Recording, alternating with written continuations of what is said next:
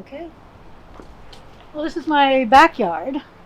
One of the first things we come to is one of the few green things left going is apple mint.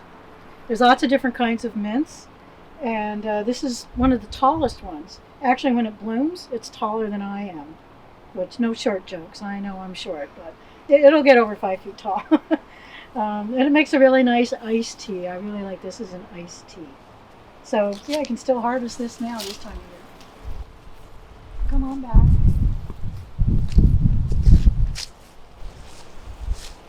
This plant here, there's one green still alive.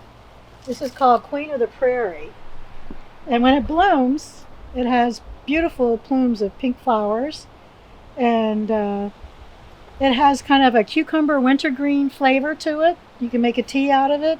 The flavor is actually more in the stem than it is in the leaves, but you can make a tea out of this whole part. The best time to collect plants like this for tea is just before it starts to bloom. These aren't in very good shape now. The essential oils and the healthy parts of the plant have gone back down into the roots. It's a perennial, so it'll help it winter over. So I've collected it for tea before this, but the chemicals in aspirin that are anti-inflammatory were first found in this plant, and it took a chemist about 2 decades to figure out how to extract it. But what he left behind were other chemicals in here that actually help heal the stomach. So you can use it like an aspirin, and it acts like aspirin, but it doesn't eat a hole in your stomach. It actually helps heal your stomach. So it's a very good tea to drink, and it's good tasting. If you like wintergreen and cucumbers, you're really all set. These are the flowers of goldenrod. You can make tea out of the goldenrods. There's like 45 different varieties of goldenrod in New York State, and you can make a tea out of any of them. This is where I really call the sanctuary part. So I'm a member of the United Plant Savers, and they have this sanctuary program where people can make their gardens, no matter how big or small, into an educational opportunity for local people to learn more about plants. And so they give me this sign and this sign too to help protect the land.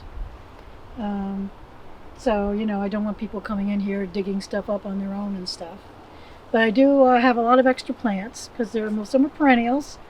So a lot of my students will go home with plants if they've got room for them. So when I have little kids especially come in here, I like to show them this plant. Not much to it now. You just got the little seed pods on here. But if you can tell by the seed pod the way it looks, it's a mallow. It's in the mallow family. This is marshmallow. And of course, all kids like marshmallows. The candy was originally made from the roots of this plant. And the roots are made into a tea, or you can just chew them, dried or fresh. And it really helps heal your whole digestive system. It's good for sore throats, for healing the stomach, your intestines, all the way through. It's excellent, very soothing. And it's gelatinous, and that's why they made marshmallow out of it. It gives it that stickiness. And then the leaves you can use in salves to help heal the skin. Also have peppermint underneath, which is all died down now. But kids love peppermint. So I have peppermint here, and I have spearmint in this corner, and there's apple mint behind them, so they get to squeeze and taste, different types of mints. I even have a chocolate mint that tastes like junior mints. The kids love that. Here's another marshmallow. Look how tall it gets. And it has white flowers with like a little purple throat. Very pretty. This is a basswood tree. Big heart-shaped leaves. It's got one of the largest leaves of any tree up here. And the flowers are used in Europe. They call them linden. There's a European linden tree, which we have here in Plattsburgh, and I have one that came up over on the other side.